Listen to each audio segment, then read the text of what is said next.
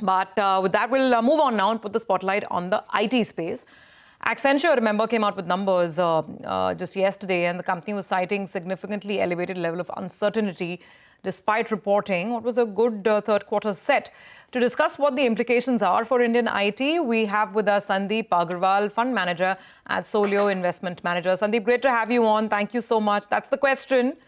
Accenture reported a good Q3, but they're sounding very cautious, and some are arguing their bookings have been soft for the future. What's the read-through for us? Hey, hi, good morning, and thanks for having me on the show. So, if you see the Accenture numbers, I think the numbers were quite good, and also, they have upgraded the guidance, but it was a technical upgrade in the guidance because it was Q4. But I think the problem is that they have made a comment on the call which says that CY25 is uncertain. So now CY25 remaining uncertain means that next year guidance will also be muted. And secondly, if you see the whole story around Indian IT for last 3-4 months since they have started performing was that H2 will be better than H1, which technically is very difficult because you have a lot of furloughs in the manufacturing side in December, and then you have less number of working days in February.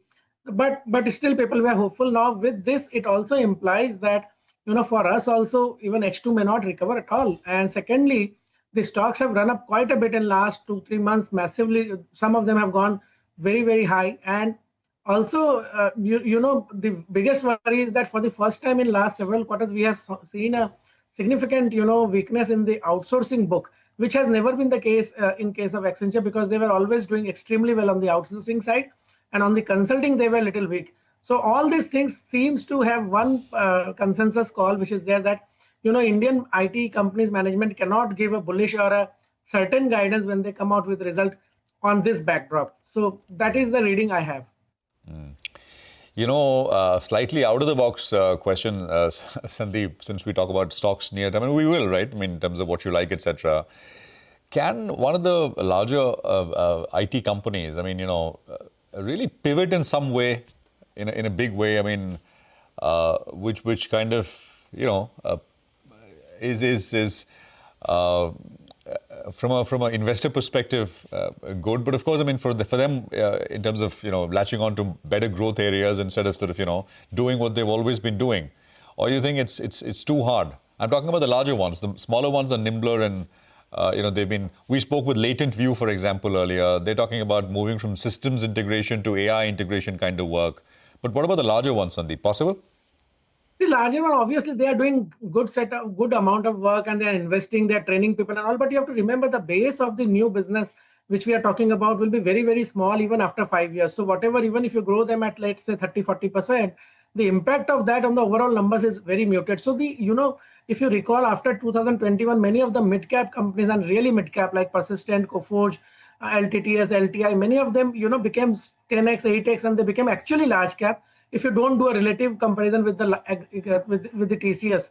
So, that happened because these companies' base were small and they were able to grow the new technology at a phenomenal pace. So I think this time also it will not be different. The smaller companies, because they have a small base, the new business which can grow in triple digit or maybe high single digit, all those businesses can really change their composition and the growth numbers in next 2-3 years. So I would say that, from that perspective, the smaller and mid-size ones have that chance, but also remember in uncertain times it can go either way. So it is very, very difficult to comment. And additionally, what I'm hearing on the channels that, there is and I personally believe also that risk is there that, rupee will start appreciating because of multiple factors, crude going down and all. And if that happens, then, the little bit of benefit which was there to absorb the wage hike cost and other costs for the Indian IT companies, that also goes away.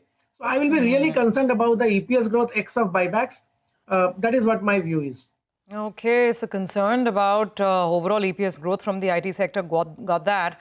Sandip, the point that you made about some of the niche mid-cap IT players that have done so well, right? And they have beaten the large IT services companies hands down.